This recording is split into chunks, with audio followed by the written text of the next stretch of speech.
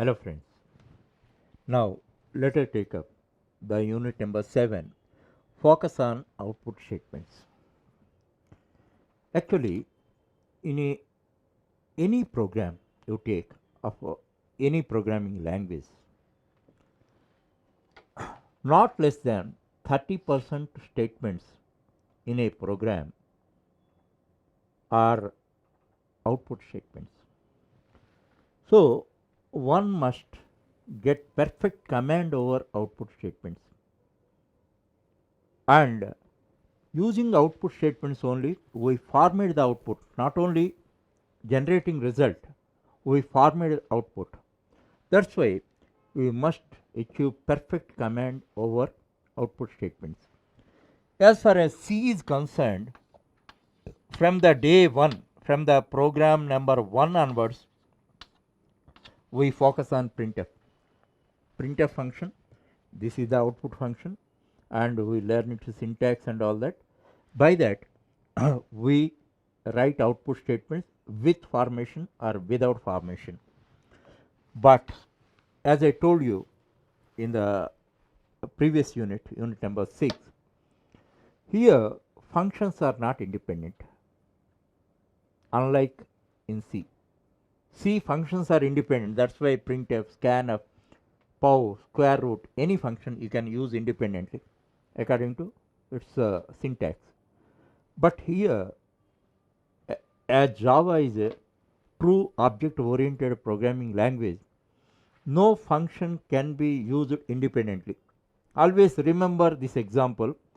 Your heart is a function, it works, it functions when it is embedded in your body, it does not work outside.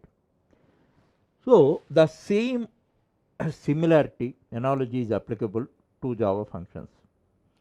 Actually, for writing output statement like printf, print line or print, these are the methods. These are like printf. This provides a line breaker, it does not provide a line breaker, but these cannot be used independently. So what we have to do now here, how we can use it? System dot out dot println or system dot out dot print, like this we have to use. So what is the meaning of this? Why is so much lengthy and all that? Here if we have to understand the real meaning and purpose of this and all that, before the mini concept you have to study, then only you can understand it logically. Right now, if I expect any precise explanation for this, one line explanation I can give you. This system, this is a class, it represents hardware. It represents hardware. System, it is a class, it represents hardware. And out represents output stream.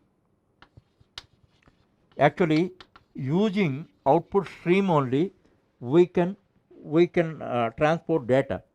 So this represent output stream. Actually, this is the method. This method is like a printf.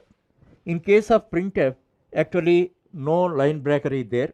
For that purpose, print, the exact method for counterpart of printf is print. Print line method is there, it provides a line breaker. That is the only difference. So all this you have to write. This is hardware, this is a stream, this is a method. Okay, by this connectivity we can write output. Then how you are using printf and all that, almost similar syntax and all that you use, and write the statements. So without understanding the complete details of this, as a thumb rule you must use it. Otherwise you have to wait, you have to complete at least 10 chapters to understand this concept. That's why I am telling you, the difficulty in learning Java is, without understanding the complete features and functionalities of certain concepts, not all concepts, you have to apply them, and One day the time comes, on that day you can understand the complete details of that. Till then, you have to use it in the first program itself. We have used it. That's why you understand this. This represents system class represents hardware, and this is a output stream object. This is a static variable. That's why it is linked to the class, and this is a method which writes the data on the monitor screen. So actually, without having perfect command over output statements and all that, we cannot write the programs. That's why there are many points you have to understand. Many intricacies are there. All that you cannot understand them in a theoretical manner. So we work out a set of programs on a system out a print line statement, and understand its functionality thoroughly. Then only we can write output statements comfortably.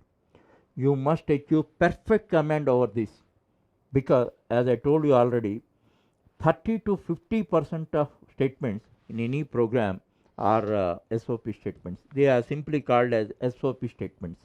So that's why all these, with every program you understand certain points, and all that points you should understand and write the corresponding code. Otherwise you may commit mistakes in output statements.